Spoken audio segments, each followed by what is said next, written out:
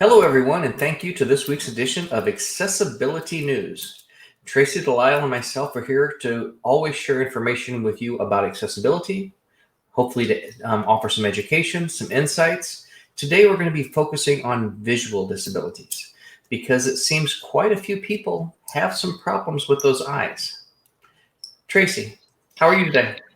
I am great. Happy Friday. Always excited to talk about my favorite subject on accessibility. So, yay, Friday. And we have an amazing guest today, so I'm excited about that as well. Awesome. Just for people that are signing on for the first time, why don't you introduce yourself and then I'll introduce myself real quick. Yeah, Tracy with Certified Access Services. We perform accessibility inspections and give benefits from the government for architectural barriers that exist on a property. We keep everything that we do confidential, but we are able to give the benefits, and we are really proactive in educating businesses and helping them to promote accessibility so that they can increase the volume of their sales and their services to the disabled as well. Awesome. And my name is Glenn Ingram. I own a company called Web Search Pros, where we focus on web accessibility, so that making sure that everyone, regardless of their ability or disability, has access to the same information to try and make an internet that works for all. So, Tracy, with regards to people with vision issues, are there very many people that have problems with that? Lots of people. So if we're looking at what's being reported by the CDC, currently they say that there are 3 million people that are currently visually impaired. And with that, when you look at the overall world, it's like something like 2 point some billion. What did I just tell you on that? You remember? Oh yeah, 2.2 billion. And in a lot of the countries, as we've talked about before, don't do great reporting. That's a lot of people. And most people think, visually impaired is blind. They always go straight to the most extreme. But if you look at the ages of 40 and older, there are more than 3.4 million people that have some form of visual impairment. A lot of people. So a lot of people needing some. I don't think I can hear you, Glenn. I said if there's 330 million people in the US, that's 1 out of 10, basically. Basically. And with the baby boomers getting older and older, those numbers are going to increase right now. Mm-hmm. So, yeah. I don't think any of our eyes typically get better as we get older. Darn it. Yeah, the menus start to get, my arms aren't as long enough anymore. And all of a sudden, that romantic lighting that we loved, yeah, you're like, yeah, can you turn that light up? Because I can't see my menu. I think you have the combination of lighting, age, and fonts and font sizes and font contrast. It's amazing how those add up to one another and really make it difficult for some of us to see as we get older. I was in the sign business for, 30 plus years. And I will tell you that I was always, when you're selling signs, if you want people to read it and understand it, I'd say simple fonts, but everybody likes to get fancy. And as I get older, I really understand even more that it's not just about the signs, that you really need to keep it simple. You can play with things, and color is also another thing. You got to be able to read it. Our eyes are actually trained to read black and white background, black letters. All the books that we've read, as we were growing up, that's the way that they are, and for a reason. So you're saying maybe there's a reason why signs are yellow and white, or red and white, or yellow and black? Yeah, we're actually trained, those red ones with a red background, first thing that you want to know is that's a warning. Mm-hmm. People don't typically, want to put that unless they have some reason that it's a part of their branding. But when you see red, you usually see warning. So yeah, we're all trained to see colors. We just didn't even know it. We were learning and didn't know it.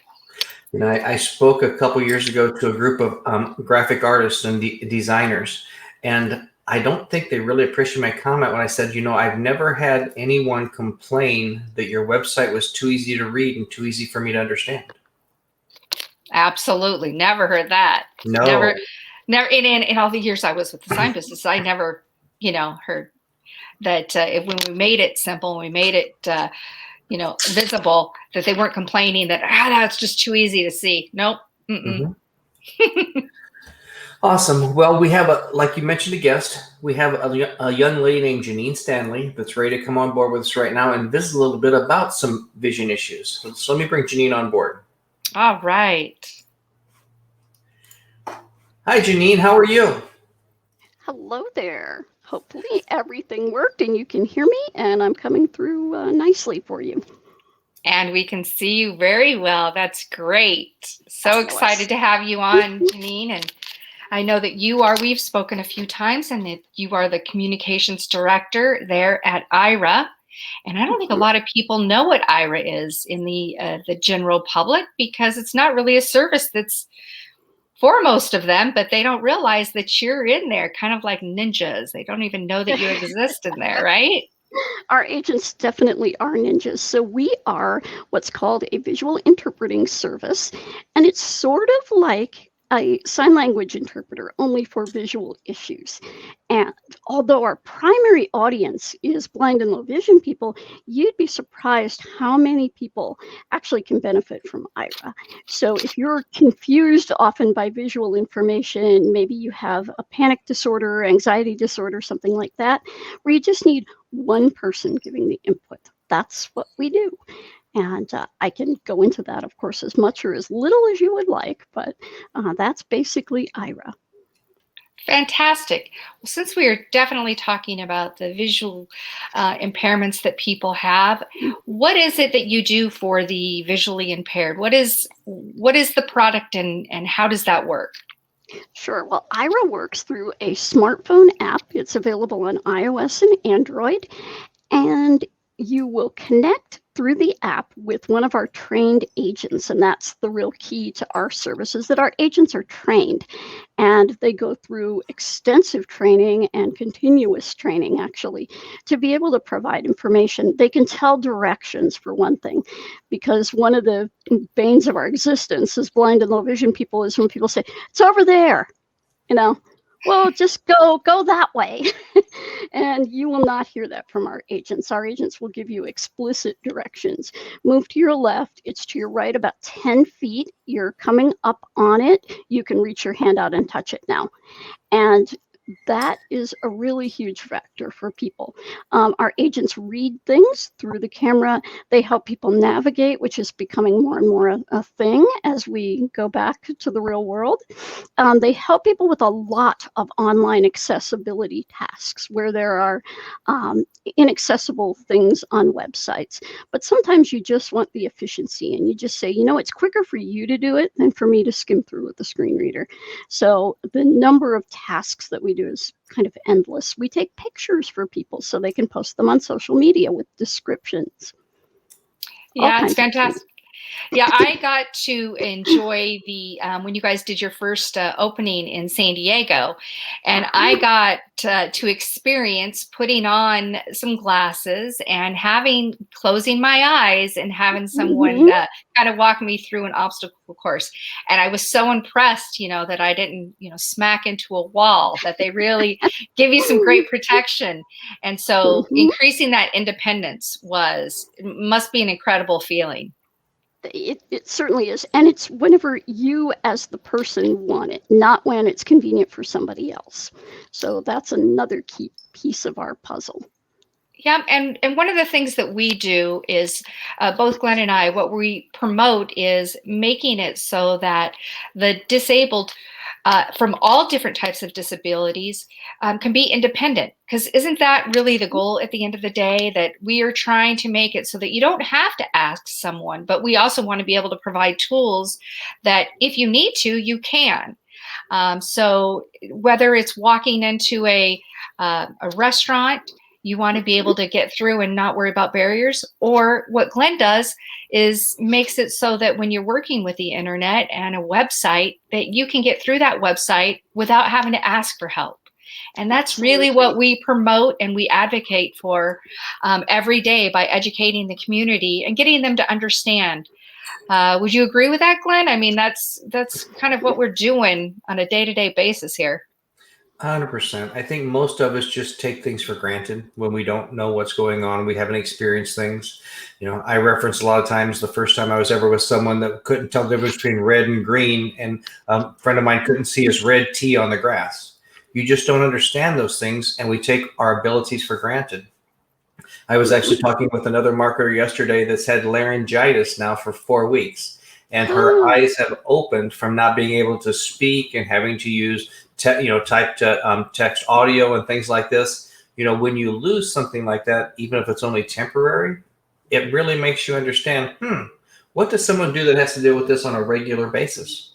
Mm-hmm. Right. Absolutely. Yeah. Yeah.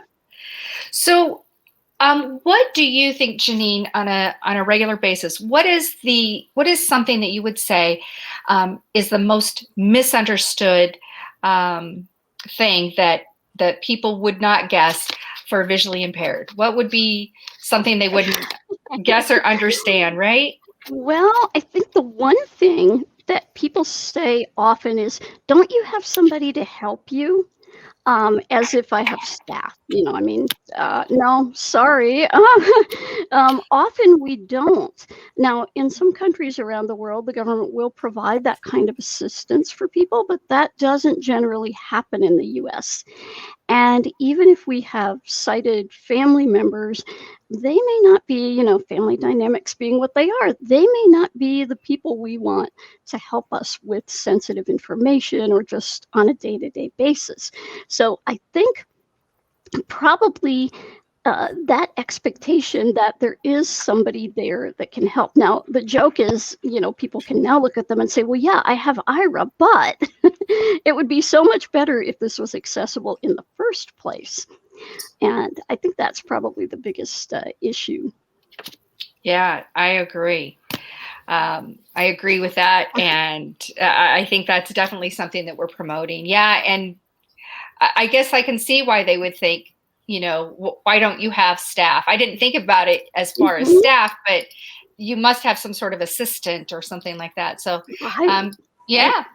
I mean, how do you possibly get by in the world without that? And what they don't know is that once you learn the basic skills of whatever disability you have, it gets a lot easier to have that disability and be more independent. Sure. Yeah, I can imagine.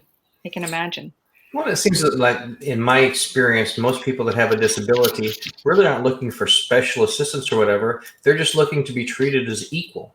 And if we can't get Absolutely. access to everything physical or online, it's kind of not being treated as equal. It's being excluded. And, when we constantly see the number of people that have disabilities, we wouldn't think about excluding a certain sex, a certain race, a certain like this, but unknowingly we exclude people with disabilities on a regular basis. Sure. I totally agree with that. And unfortunately, we see it, every day. And I think it's not meant maliciously. It's just a cultural thing that we don't realize we're doing. Mm-hmm. Right. Yeah. One of the things I think that we stress in what I do and what Glenn does is color. Color seems to be, Glenn, you can talk about the website part of it, but we're always talking about when you're going to do any printing on my side. So we're teaching businesses that these soft pastels and things like that may be really great and look pretty, but boy, if you're trying to, make it equal for all, you might need to change that. I'll let you talk a little bit about that, Glenn, and what you do even for websites and getting people to understand about that portion of it. Well, I think it's kind of like what you said. I always advise using primary colors. Don't use primary colors. And especially from the root, again, we always talk about accessibility being cooked in from the beginning, whether it be building a business or building a website. When a lot of times your logo is where you will extrapolate a lot of colors for your business from, is explain to this graphic artist or these designers, let's use primary colors in this logo. Let's not use purple and pink because they don't go well together. So just, again, starting from the beginning and making sure that we're doing things in a manner that we can all read. Because as we mentioned before, our eyes aren't getting any better. As statistics show, 1 out of 9 men are colorblind by the time they get to age 50.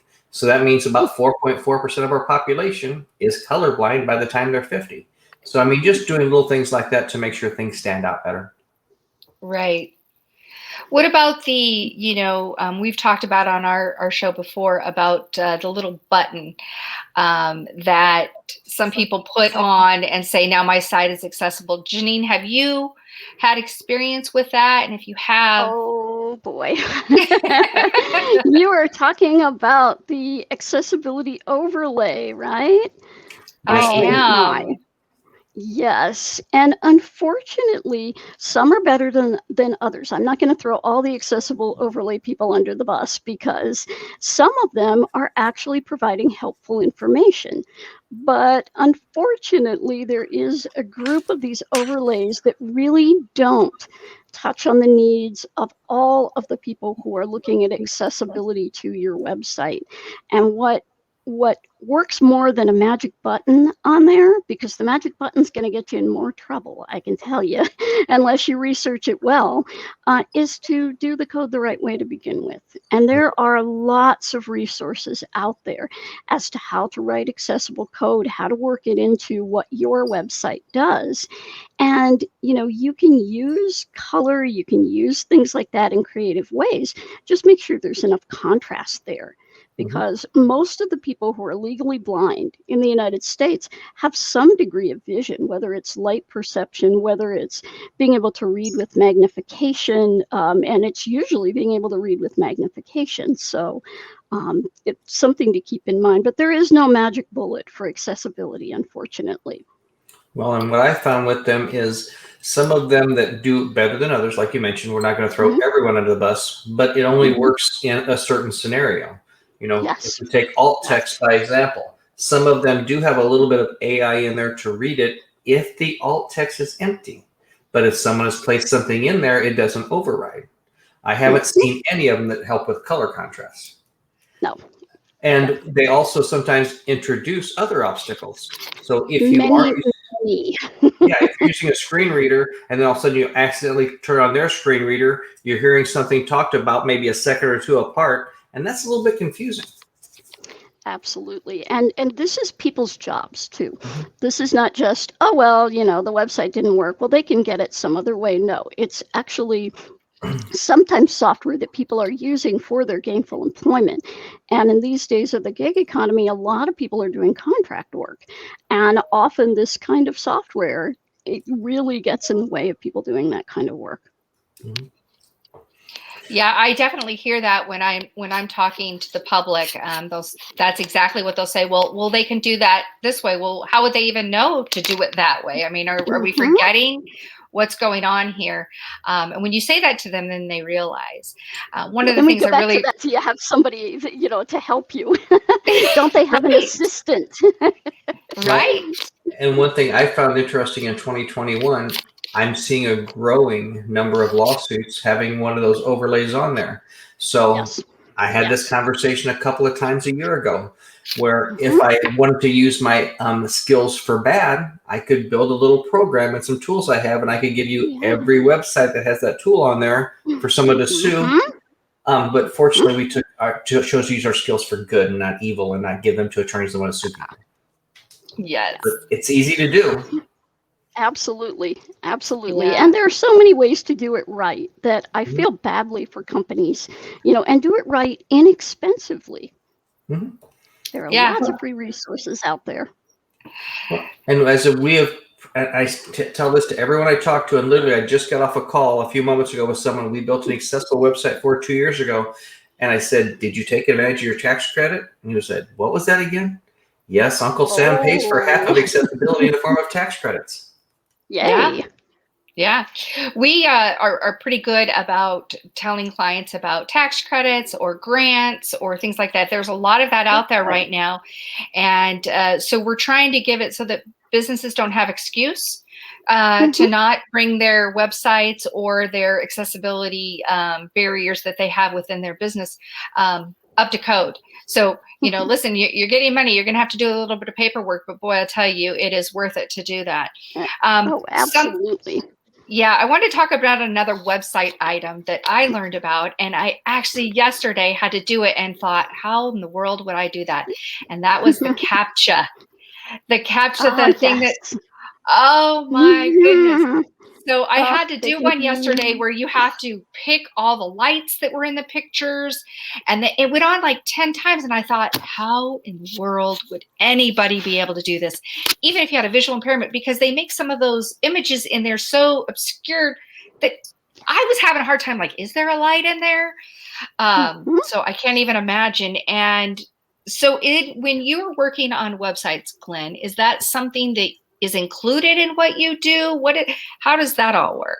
Yeah, we built our own tool that is a simple check box, just so a bot can't fill out a form. I mean, and a lot of your other captures have turned into the checkbox once you used it once.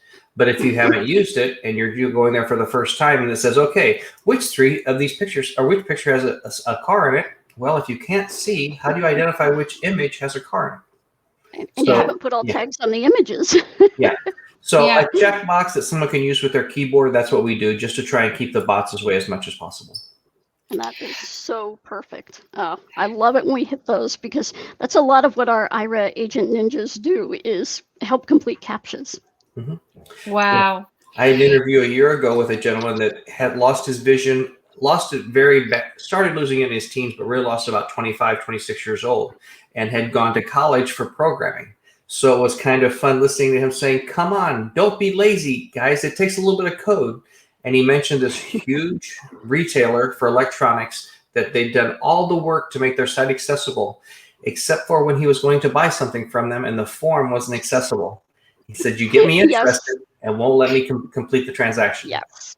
And Oh, that's the thing. We will spend money. People with disabilities will spend money at your business. If Mhm. it's easy and accessible, we will definitely spend. And I will go out of my way to go to an accessible business, even if I'm paying more for the product because of the Well, experience. according to stats from last year, 1/3 of the people with disabilities are of the working age, and they have Mhm.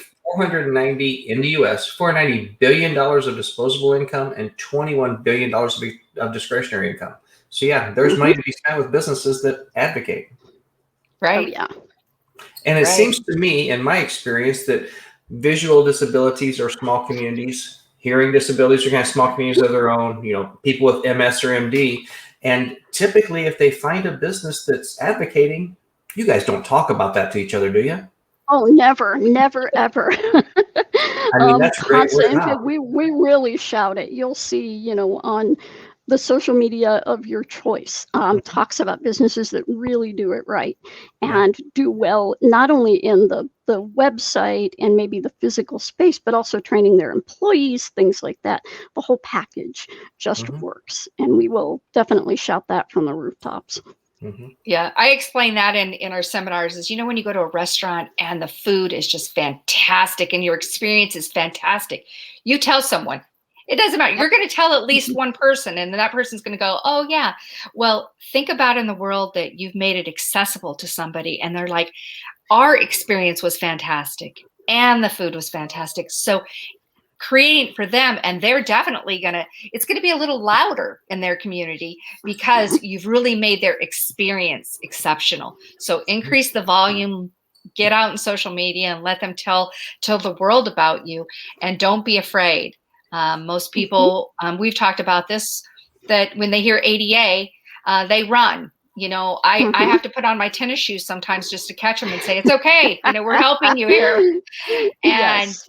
right, and we're really trying to change that stigma that unfortunately is brought on by what we call serial litigators that are going out and Mhm. suing for their own financial gain instead of really making those changes. I wish that it was just that they said, listen, the laws have been in place, we want you to change that for us, but instead Mhm. it's the financial gain. And a lot of times in their settlements, they don't even ask for the change. They just Mhm. get the money and move on, and that's does not Mhm. help when the next person comes in, because all of a sudden you've got this fear. How do you deal with that, and has it affected you personally that people get worried that you're one of those people that sue Oh, them? yes.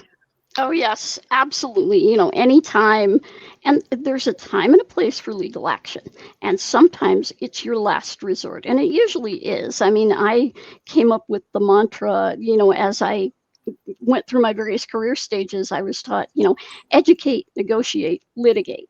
And that's I usually don't get past negotiation in that process, because usually we can figure it out. Okay, I'm not here to sue you. I'm here so that the next person doesn't have to go through this, and you can actually do it right and get the perks for doing it right. And I've worked a lot in my previous job. I worked for a guide dog school. So I was the person that people called when things went sideways for guide and service dogs. And it was interesting because so many people just saw, well, A, we have fake service dogs, and B, if we say anything, they'll sue us. And that created a terrible environment for actual people with disabilities who had working dogs. And so this has all made it so much worse. And the serial litigators, I like that. I have very creative, imaginative things to do with them. So, as do So many do of we. my friends. Yeah, I'm a Game of Thrones fan, so we're going medieval. Yes, I get it, and I appreciate that insight, and really want our business listeners to hear that. I do hear a lot, especially in restaurants. It's like, I have someone that's in a wheelchair and they come in all the time. So I don't know what these people are trying to sue me for.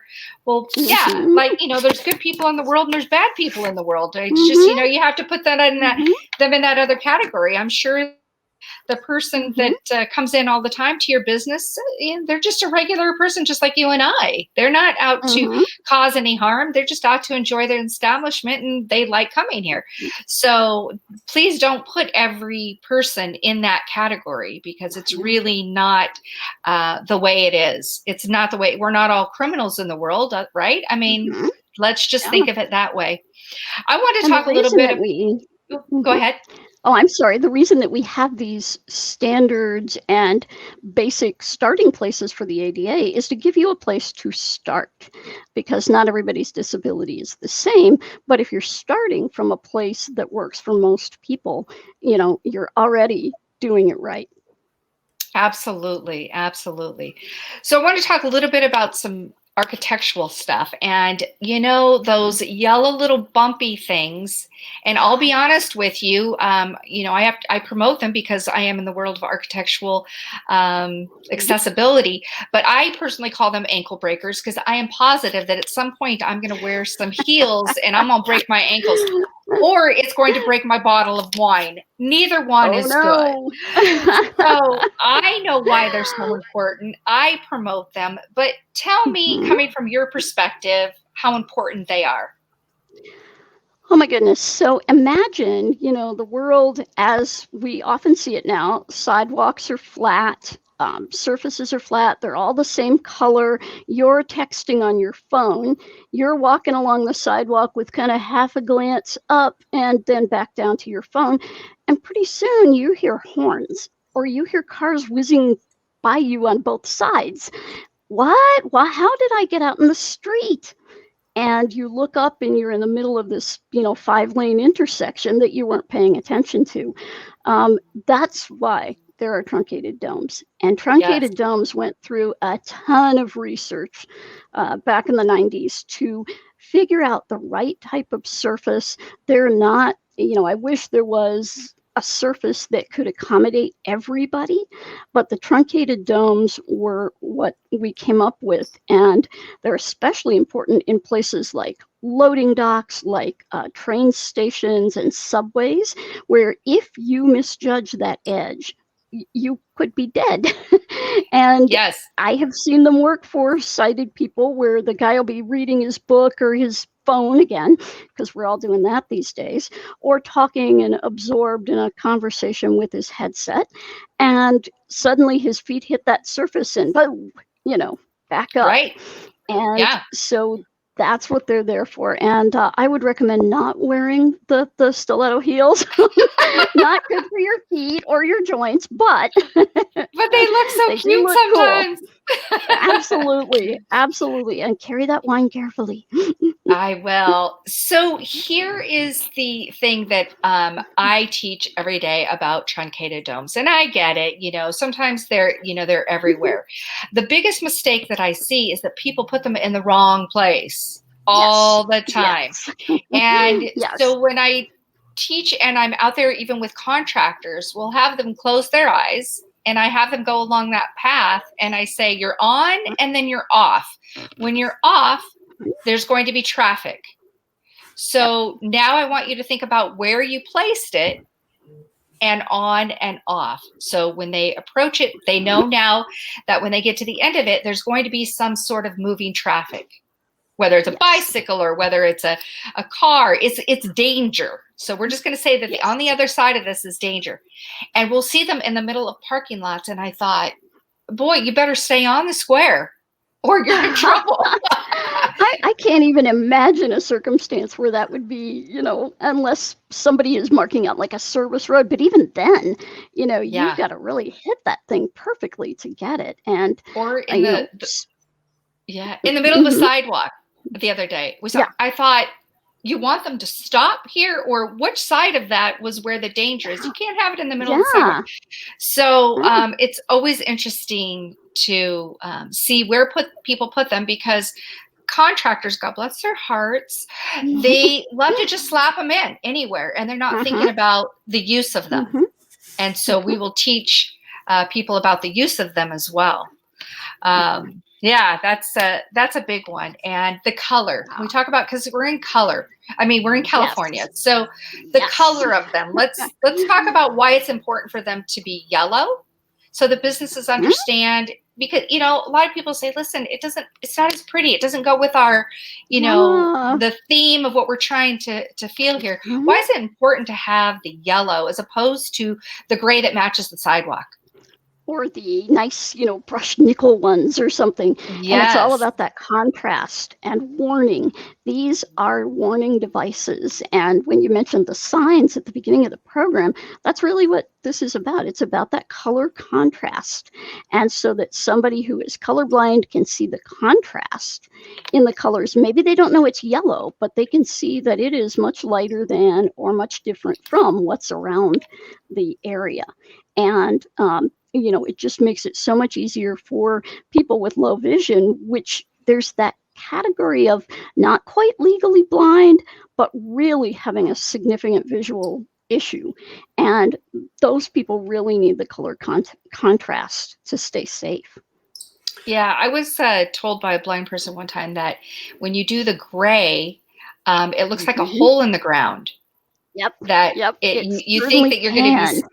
Yeah, and you don't know how deep it is and things like that. So you were going to say something, Glenn? Yeah, I was going to say, not to oversimplify things, but yellow is caution. And if you are walking down the street, not everybody walking on that street speaks the same language. So by having yellow, doesn't matter what language you speak, where you're at in the world, to use caution. Yeah. Yes. Yeah.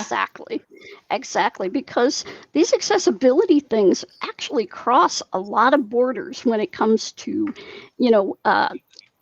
danger, things like that. And so using color, using a contrast to get somebody, whoa, what is that? That really does help. Right. Absolutely. And the space in which those domes are placed is important too. I have spoken with a client who was quadriplegic, and he said that he actually had a chair that was designed so that he could line it up and go through them.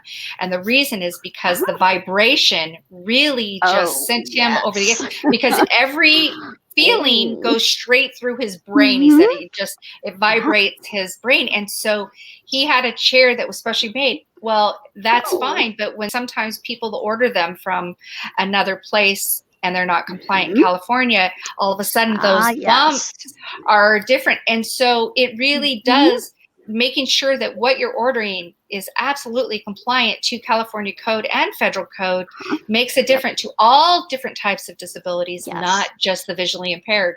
Never thought Yes. of that. And I but it's hadn't great. either.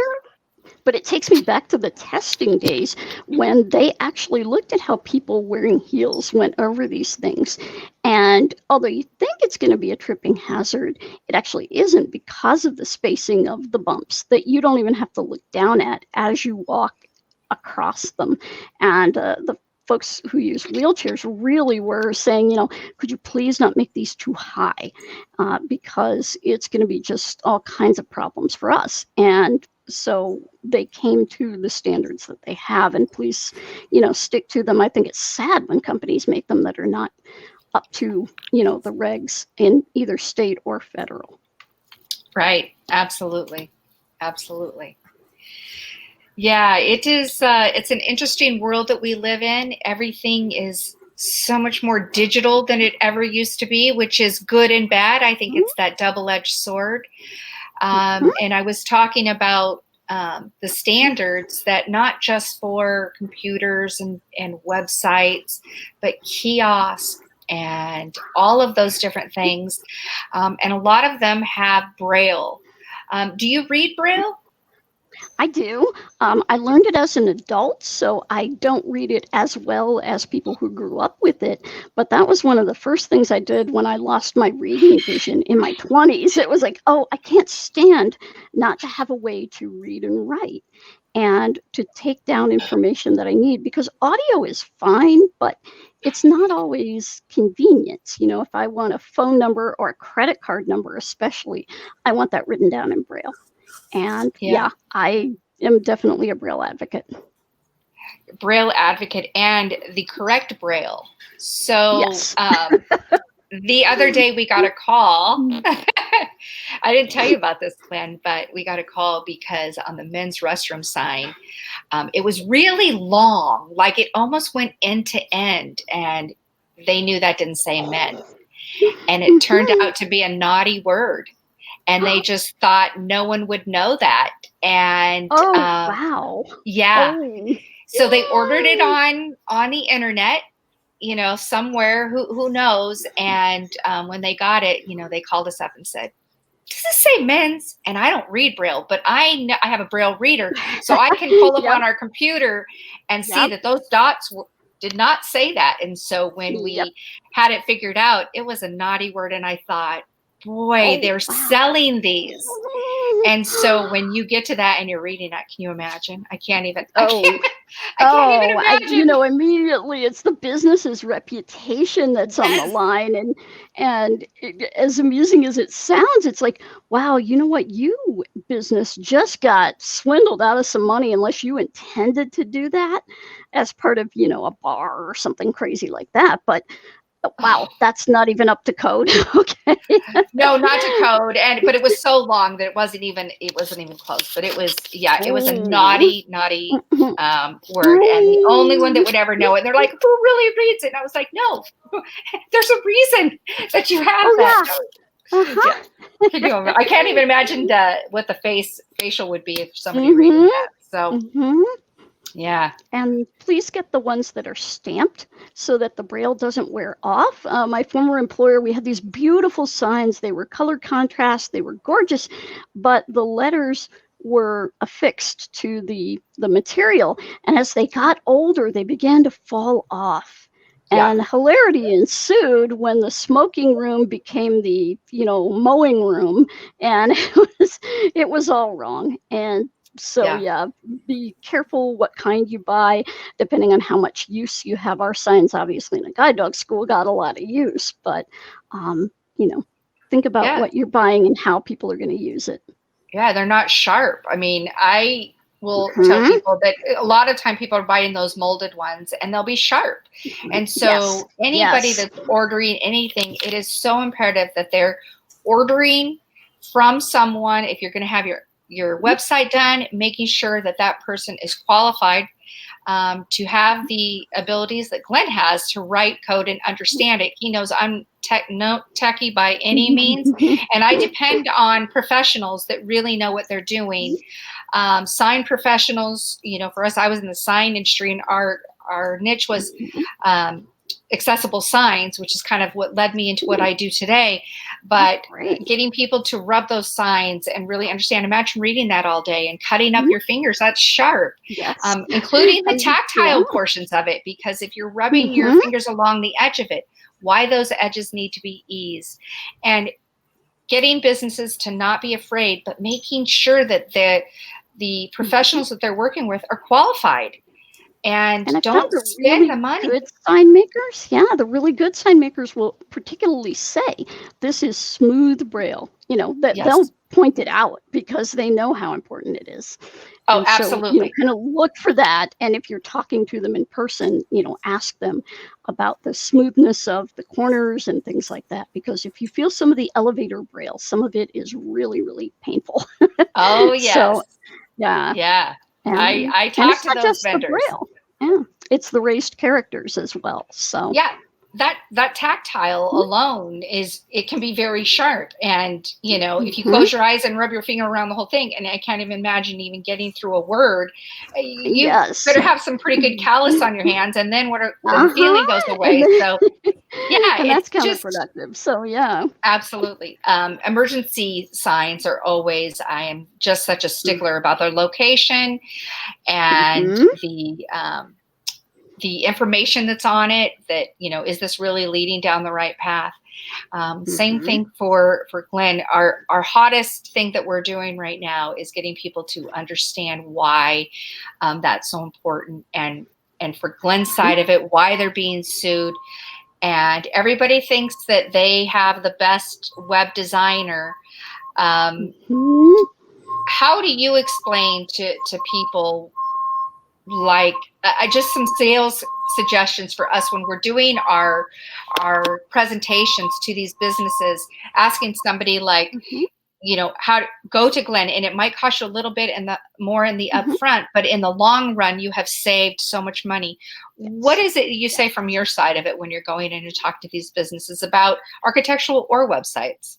Well, we basically at IRA, we talk about our product as a solution. However, it's not the ultimate solution. And the ultimate solution is for someone to be able to use the site, the product, whatever it is, themselves, and not have to call us. We'd love it if there was no need for IRA out there. That would be our ultimate goal in the world.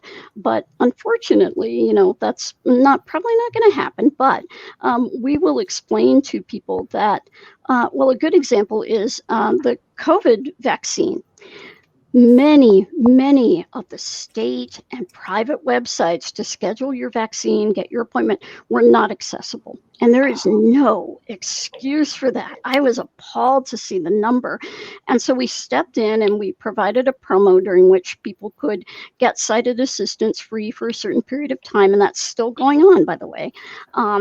But we said very strongly, and we are part of a group of organizations of both technology vendors and agencies of and for the blind, and we lobbied them to please make your sites accessible, because just handing somebody off to a sighted person is not the answer. The answer is make your process accessible to everyone, and then you won't have to worry about it. Once you've done it, it's pretty easy. And like you said, it might cost you a little bit more in the beginning to have an actual professional do it with credentials, but you won't have to do it again, Right. And so, you can pay me now or you can pay me later. Right. Or you can give it to a serial litigant who's going to sue you, and then they're going to force you to get it done. So absolutely. So with your product, IRA, are you able to have businesses use that as a readily achievable product while people are getting things worked on? Like, is that something, Glenn, that you see, like they can be using that product while you're building a site, or is there's something there that would bridge that gap? Well, I think it's going to help people with disability that are looking for help. It's not going to protect them from a litigant. No. So it may give a false sense of security, but I think it could be a benefit, definitely. One thing I was wondering, Janine, is, as I'm asked these questions a lot, Tracy will call me up and say, hey, this company said their website's accessible. Can you check it? And literally, I was just on one yesterday from someone that supposedly just built it a year ago, and they missed the first stupid thing when you hit the tab key and there's no skip nav. I don't care how accessible the rest of the website is. You just failed. What's the biggest things that you see as obstacles on websites? I think the biggest thing on websites is it's improperly labeled controls, because screen readers and screen enlargers are designed to work with the common sets of controls. Headings, it used to be frames. Remember back in the old days when it was frames and things had frames, and I still see those occasionally. But headings, edit boxes, check boxes, lists, things like that. If those are not properly coded, or coded in, following accessibility standards, the website is really difficult to navigate. And you might have all the color contrast, you might have everything, but you labeled maybe your next button with an unusual control. And so when I hit the space bar or I hit enter on it, it does nothing. I have to hover my mouse over it. Well, I don't use a mouse. So those are just some of the things. And these controls may look really cool and be really interesting, from a design standpoint, but from a usability standpoint, often they don't work, and that stalls people out.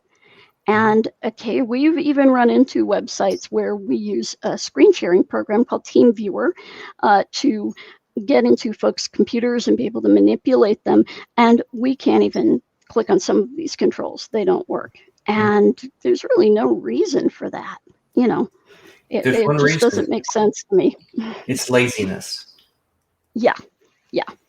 And it may be a tool that they're using that does it for them that they never really looked at, or some newfangled thing that, oh, wow, this is so great. It speeds up web access by blah, blah, blah. Well, it stops my web access. And so just using standard controls is a huge help in navigating your website. Yeah, one of the things that drives me crazy from a developer is anyone that's using a builder or using a theme to build a website. You have main for the header image and main for the nav, and they put in skip to main and don't realize it's going to default to that first one, and all it's going to do is take them to the picture instead of to the content. It's like, guys, this takes 30 seconds to fix. Yep. And there's a quick and easy way to test this. There are free screen readers for Windows, and of course the Mac comes with VoiceOver. So you can turn on the screen reader, either close your eyes or do a screen curtain, and you can see how this works for people. Can I hit the letter H and go from heading to heading to heading? Can I, use a find command to get to what I need to find on the website, and use it efficiently? Well, and one thing that I've been able to share with more business over the last couple of years is you have a lot of people that build a website from just an aesthetic purpose and don't have a flipping clue why there are different things and why there are structured things that W3C's put out for years for web standards before they got a WCAG. And I can't tell you how many businesses we've gone to that they'll have 11 H1s on their homepage. Well, you only have one H1 by rule. And when we do that and fix it, they go from not being on the first 5 or 10 pages to Google to being number 1. And they think, oh my God, you're a genius. No, we just know what Google's looking for. You follow the system. Exactly. Yeah. And isn't it interesting that analytic for Google actually makes the site so much more accessible for everybody? I'm waiting for the new algorithm to roll out next month. That was supposed to roll out last month. I don't think people have a clue on this UX algorithm and how much accessibility is going to be a part of it. So I'm looking forward to a fun, crazy summer. Oh, that will be really interesting. We are in the process of redoing our website at IRA, kind of giving us a refresh, and also, looking at our app and looking at how we can make that more, have more parity with the app over iOS and Android. And that's a whole other thing of accessibility, because unfortunately, on the iOS devices, there's no way that someone can come in there, and on many of the Androids too, and help you by taking over your screen. They can't do it. Even Apple can't do it. Wow. Yeah, I know it's So, been a lot. I've been part of a lot of interesting conversations with Clubhouse because one of mhm, the I run an accessibility club over on Clubhouse, and some people came in that all have disabilities and invited me to the 15% club, and so we've been mhm. part of some meetings with the people of Oh, Clubhouse talking about accessibility. One day, they got a department head from TikTok jumped in because they were having issues with accessibility. So mhm. it is interesting how some of them are now. It's on their radar at least. Oh, and I will hats off to the people at Clubhouse because, back in January, that thing was totally inaccessible. And now we're all up there. And Mhm. I'm going to have to check in on the 15% club. I keep hearing about it. And so that's awesome. But Good group of yeah, people. I big hats off to them because they have really embraced it and made it work. Mhm. Now we'll see. And there are chat clients for it. I do feel badly that hearing impaired people, it's really, you can't really use after a certain point of hearing loss, you can't really use the app. And so maybe, there will be some way that we can do that and include that. And so that everybody can be there because it is a fun place. Mhm. Yeah, it's kind of interesting. I don't know if you saw or heard about it here. I think it was been around January. There was a young man that calls himself the blind deaf potter, and he made a Ah, TikTok yes.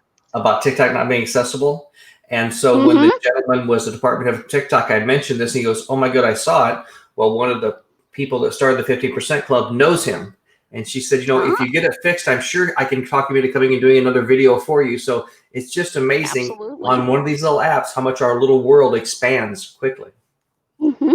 Oh, absolutely. And, how these apps kind of connect us all because now we can talk about, the things that, oh, did you see that thing on TikTok? Um, and I got the Board in the House song in my head, unfortunately. Thank you, TikTok. So yeah, that's now my cat's theme song. So but That's great. it really is about inclusion, and that's these things seem silly. Well, why would it be important to make an app like that? That's a time waster, but it's a community thing. It's a thing that we can all talk about regardless of disability, and so that's kind of what normalizes everybody. I'm dragging Tracy into it, kicking and screaming, because I keep telling her it's nice where I'll be sitting around. All of a sudden, I'll get pinged saying, "Hey, someone has a question about accessibility. Can you jump into this club I'm in real quick?" Mhm, Okay, I'm in. mhm. I'm in, Glenn. I'm in. Oh, the clubs are so fun, and you can go out of disability. You can find a lot of people mixing and mingling, and because they don't have to worry about the video, it's just really relaxing to just talk. And Yeah. you know, that really helps. And I find I'm in a group of women around my age who have been in tech and things like that for a long time, and we're tackling how to avoid burnout and things like that. And I never would have found that otherwise. Never would have found it because I would have been intimidated by, oh my gosh, video. I don't want to be on the video. But this is so much more relaxing and real. You know. Well, and then I'm sure that the pandemic has really kind of changed how people are thinking and doing things too, and that community to be able to talk to people and ask questions opened up a whole different Mhm. world for us, for all of us. Oh yeah, definitely. And it was not easy for people with disabilities. In one way, it was a boon for us because work at home for so many people takes the stress out of life because the daily commute is stressful for a lot of people. You're going to develop an anxiety disorder if you don't already have one, if you have to commute sometimes. And that's for anybody, but Right. especially for someone with a disability. But for other people, they went out of their office, they came home, they had to use equipment that wasn't designed for what their job is. Their internet service at home wasn't that great, and they didn't have a sighted coworker to be there to help them set everything up. Maybe, oh my gosh, my computer's not talking. What am I going to do? And so we began to go to companies and say, hey, if you've got workers at home, let's incorporate IRA as an accommodation for your workers so that they can get their jobs done. And we've got several large companies now that are doing that. And one of them that actually employed IRA as a stopgap while they were fixing an accessibility issue. They said, okay, if you're using the product, please download IRA. You can use it until we get this fixed. and they got it fixed. And now, that's no longer a thing. But, Fantastic. these are all things that can make the situation work. Yeah, absolutely.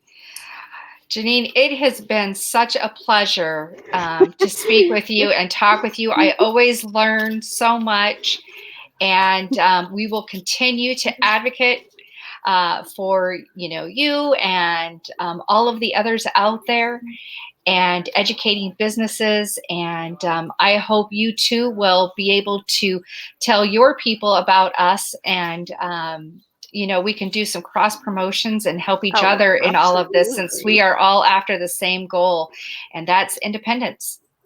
Absolutely. And it has been a pleasure. I love doing podcasts. And of course, now my doorbell is ringing, so you're going to hear the dog in the background. Well, we will Oh, let you take care of that. Thank you very much. I look forward to, Tracy told me I'm going to have to make sure I arrange a trip to San Diego to visit and learn a little bit more about IRA. well, the funny thing is that we no longer have our San Diego office because of the Oh, pandemic. We are all at home, which is good. I'm in Columbus, wow. Ohio. The rest of my team is all over the country, and so but we had that down. I mean, I've been working at home for 11 years, so it was nothing for me. But our other Right. folks, have also, and all of our agents work at home. So, we were No good with the more pandemic. office. Like, yeah, no change. Yeah. And, our office was beautiful and we loved it as home base, but, we've gotten along without it for a year now. And so, but always absolutely go to our YouTube channel. It's youtube.com/IRAIO, AIRAIO. And you can see a lot of our videos and a lot of fun things there that tell you about what IRA does. Sounds Definitely good. do that, and we will definitely Mhm. post that up and get the public a little more knowledge about that as well. Awesome. Awesome. Well, thank you so much. And I am looking forward to sharing this podcast with all of our customers too. Well, Excellent. great. Well, thank you Thank again. you so much. Janine, You're have a wonderful welcome. day. Bye, everyone. You too. Bye.